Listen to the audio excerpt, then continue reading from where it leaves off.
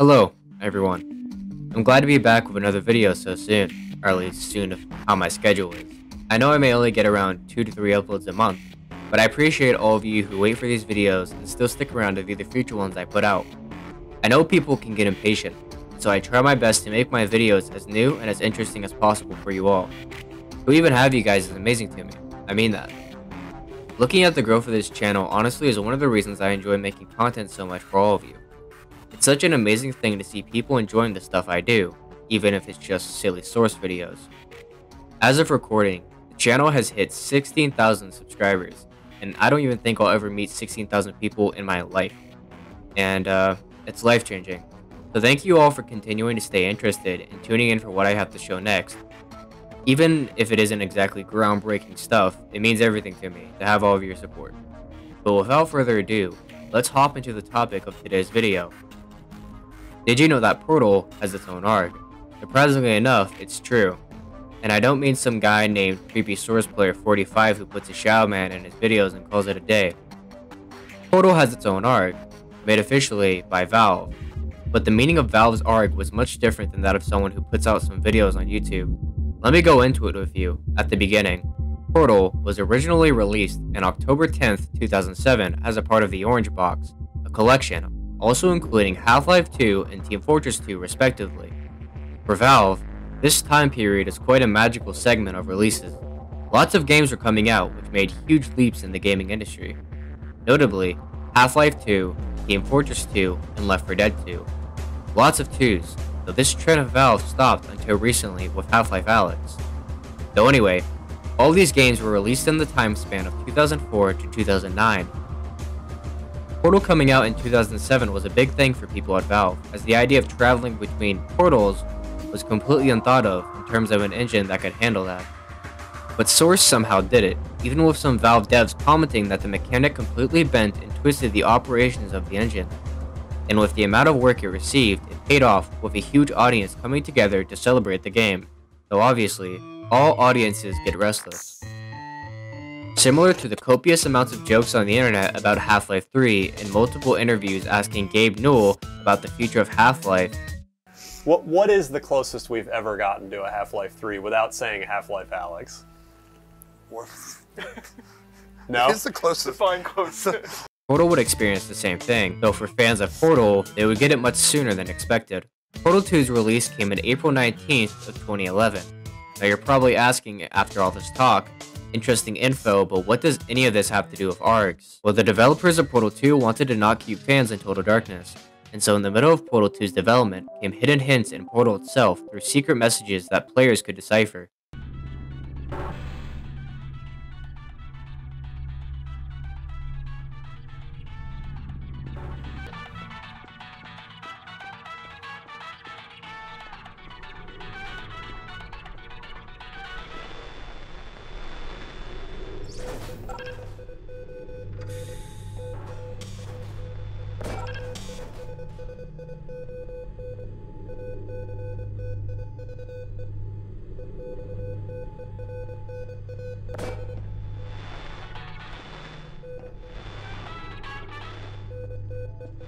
As you saw here, the messages came in the form of radios with a little green light turned on.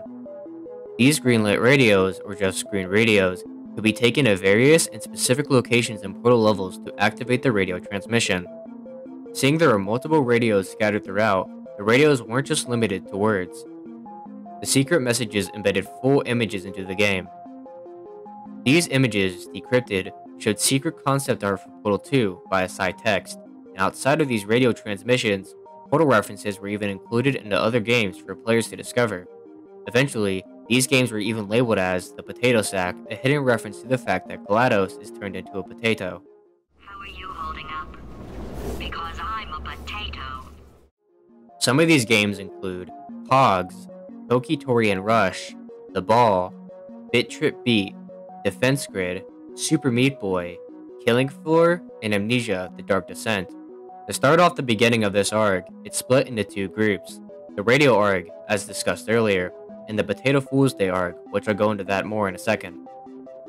The history of this ARG is very interesting, as not many websites heavily documented for it being such a big thing at the time, though a paper titled The Portal 2 ARG, the whole story, written by Rob Jagnow, an indie developer from Lazy 8 Studios who was there during the briefing for this ARG's creation, reveals a lot of the history for how things would turn out. Implemented on March of 2010, Valve added a new achievement to the game that would grant players a reward for bringing these radios to specific locations across the map. The devs intended for the puzzles in the game to be challenging, and they were, though the whole sequence of messages only took a few hours to solve from just a small community of players. In my experience, I did not actually see these radios appear until I beat the game once and replayed. This would be the beginning and the end of the radio ARG, a small and subtle hint that something bigger was coming. A couple months afterwards, the team working on this would decide to take it further. Leading up to the launch day, an invitation was sent out to multiple indie developers who flew to where Valve was located. In this conference room, Gabe Newell himself lays out the idea that Steam games can be used to get new players into the franchise through this ARG. Not only that, but keep existing ones tuned in and excited for what Valve shows next. The structure of the ARG went through multiple phases before the final release of Portal 2 came out. Phase 1 initiated April 1st, 2011. Every developer would release new content tagged in the update notes for their games, titled #Potato Fools Day, along with the hidden glyphs somewhere in the game. All put together could be used to create 13 images with the letters collaboration, a secret password for players to access Phase 2. Phase 2 occurred on April 7th, where the games will be patched with subtle clues that could be noting towards the release of a Portal 2. Each game also contained a hidden password and an action players could perform to open an Aperture Science login page. If the players entered the correct password, a zip would be downloaded to their desktop. Inside this zip file contained Portal 2 concept art, as well as hidden in the alpha channels of the images were black and white photographs of real-world Seattle locations that would be connected for Phase 3. Players also found data chunks that could be made into a bigger zip file, which was password protected. So by using collaboration, it opened. Inside this folder was even more concept art in Seattle locations. Phase 3 occurred on April 12th when the games were updated once again, but GLaDOS would make prominent appearances. From then on, it's told the ARG community for this project would really start to pick up, with players even making their own wiki to track progress. The website is down now, but can be visited with the Wayback Machine. Each game would have the ability to open an Aperture Science page where GLaDOS speaks a specific sentence that references 2 Seattle locations. People found these locations, and as such, the places identified would link up to spell out Nellypot, a name of the Steam group where players could find some Portal 2 screenshots and a QR code, which in turn pointed them to the GLaDOS at homepage. Some went as far to travel extremely long distances, though sadly on red herrings. But it's not all bad. An example of this was a player who went to a furniture warehouse named the Couch Potato, believing it was a site for a clue. Even though this wasn't correct, Team Meat, the developers of Super Meat Boy, who are participants in creating some of the ARG content for Valve, caught wind of his plan through IRC channels and met him there to give him a signed copy of Super Meat Boy. Described as the crescendo from the developers, this period of time would give players an opportunity to play all of the participating games, to chop time off of the Portal 2 launch clock. As described by the team, this would later turn out to be a bad decision. As such, Portal 2 was then launched, and the search hit a stop with expectations high, though some still continued to search for any missing images. Though as described by the team, indie developers created far too much content for the ARG to cover in one sitting. As such, I'm gonna go over the most interesting and crucial with you guys to save time on this video. I will leave all links in the description for you to check out this on your own. The messages at the start of all this were encrypted with Morse code. A total of 26 were used in the game. Every radio message audio file also uses the prefix dinosaur. This includes dinosaur 1 to dinosaur 26. There are multiple variants for multiple different radio signals if the message would get scrambled in-game or was moved too far away from the signal site. The majority of these sounds hid secret images that could be viewed in slow scan television, which are used to transmit and receive static pictures via radio in monochrome or color. Half-Life 2 also uses this when Judith Mossman hides images in her Borealis transmission. The Half-Life wiki suggests the name Dinosaur is a reference to a voice actor for Half-Life, or the dinosauric nature of the technology used to encrypt the sound. But I don't think this is true. Remember how I mentioned the group Nellypot earlier? Take a wild guess at who owns it. Now take a look at the group icon. A dinosaur and Dinosaur. Given the nature of the content, I believe the person who owns the Steam group and made the files for Portal is Dinosaur. The last comment on the Steam page is, "My work here is done, time to smile." Usually when working on a project, you don't say that your work is done unless you've notioned that you put a lot of work into it.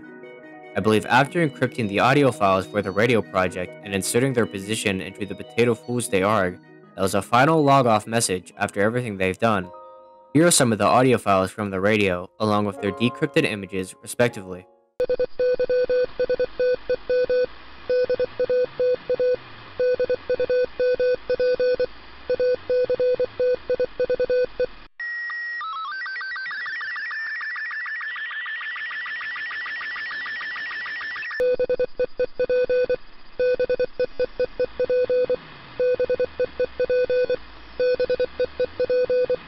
A lot of these images seem like red herrings, but some of them are actually pretty useful. The numbers shown in some of these photos were split into 4 images, containing an alphanumeric, highlighted or circled. Put in the given order was a new string of letters and numbers. This string is an MD5 hash, the encrypted code of a BBS number, which led back to a Seattle suburb where Valve was first founded. The number was registered to an unpublished landline in Kirkland, the number in question being 425-822-5251. This will be important later. Upon calling the number using a BBS software and a 56K modem, the user would be presented with a login prompt that reads, GLaDOS login, using the username, backup, and the password, backup, again, given in dinosaur12.wav, will show the BBS identification that reads out Aperture Laboratories GLaDOS 311. 311 is also the same date the day Gabe Newell was giving a presentation during the Game Choice Awards after receiving the Pioneer Award. During this presentation, he proclaimed that he would be giving more info on Portal 2 the following day. The information following this was a file dump, consisting of the aforementioned Asai art and messages written by Aperture Science CEO Cave Johnson. Cutting back to March 3rd at 2:24 p.m., Portal was updated once again with a note reading, Added Valuable Asset Retrieval.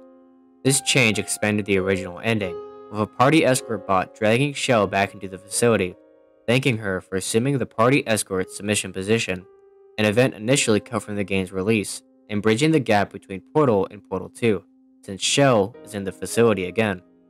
Changing the ending was not decided until a few days before the start of the ARG. Unbeknownst to players, the same day, the BBS identification prompt was updated, with a bar from 00 to 76. An ETA on this prompt would seemingly change randomly, displaying sometimes amounts such as ETA 2797 millennia, 43 femtoseconds, about 7, late Eocene, 91 weeks, 46 days, 95 hours, approximately, Cave Johnson's birthday, more like 6 days, when the cows come home, etc. There were way too much to say in one sitting, but the point is, this progress bar was actually a countdown to Portal 2's official release announcement. It completed at 10:04 a.m. on March 5th, 20 minutes after the announcement on Steam. In the announcement, Valve relayed a secret message through underlined alphanumerics in the text. These letters gave the words D-Ratman and Honey, which was the second set of usernames and passwords for the BBS number 425-822-5251. Upon entering, new Asai art was shown, along with code that read Aperture Image Format Copyright 1985. After the completion of the progress bar, logging back into the backup account gave access to the source code of a QBasic program to decrypt new code received with the D-Ratman account. QBasic is an MS-DOS program for context used to compile programming language. The account gave 2 new images, which I'll show on screen here. These 2 images would use the Aperture Image Format, an interactive graphic created in 1985 and as recently as 1987, as seen in the source code. This would be maintained by Doug Ratman, a character within the Portal universe shown in the comics. The cooperative trial completed image shown here is a reference to the Aperture Science Cooperative Testing Initiative shown in this video promoting Portal being free from May 12th to May 24th, 2010, also referring to Portal 2's co-op mode. Remember earlier when I mentioned Gabe Newell attended the Game Choice Awards? Well, during this acceptance speech, he liked the idea of taking questions from customers about the ARG itself. Launching the slideshow for the answers, he then found it supposedly crashed, displaying a blue screen of death. He then said out loud to the audience, Okay, my This isn't working.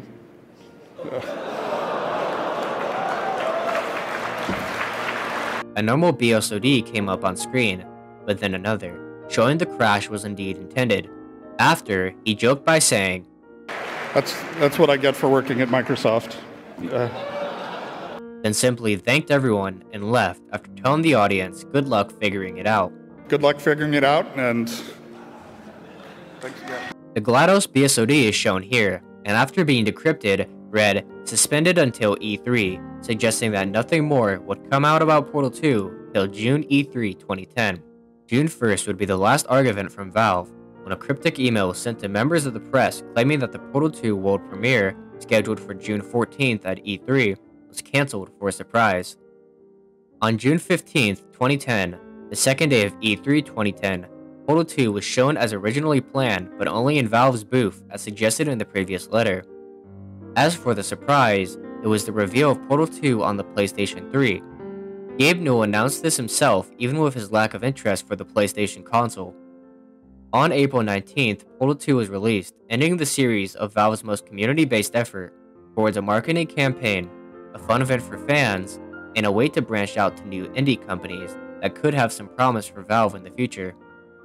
But most importantly, it all boiled down to the release of a much-beloved game from their respective communities. Something I found surprising was when Gabe Newell was asked the question in a recent interview. I'll show you it here. I'm going to take the opportunity and ask you to pick a favorite child. Half-Life 1 or Half-Life 2? Portal 2. It's an acceptable answer. Yeah.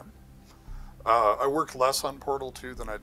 So if there's this problem that when you work on games, you know, you must have the same experience when you're working on a piece. Like, everything is abandoned in the end, right? It's sure. And it's a collection of flaws and regrets and mistakes. Under a deadline. Under a deadline. Out of all that could have been picked, Gabe picks Portal 2, and says it was because he didn't have to do much for it anyway. Though he didn't say, I believe this is also because of how much personal fun he had with this ARG, and how much he actually enjoyed a community project like this, which allowed fans to really come together, showing their dedication and love for the games they played. But what do you think? Was this purely a marketing campaign for Valve, or something more? Maybe an event so impactful on community understanding that Valve might do another for us, and another unreleased game title. Thank you all for watching this video. I know it's been a little while, but as Gabe once said, hopefully it will have been worth the wait. I had a lot of fun looking into this project, and I hope you had fun learning about it. There are some things about Valve that I think many people underestimate. They want to be in touch with their fans, and they want to always know the next step that'll make our time worthwhile, even if it's a weird way of showing it sometimes.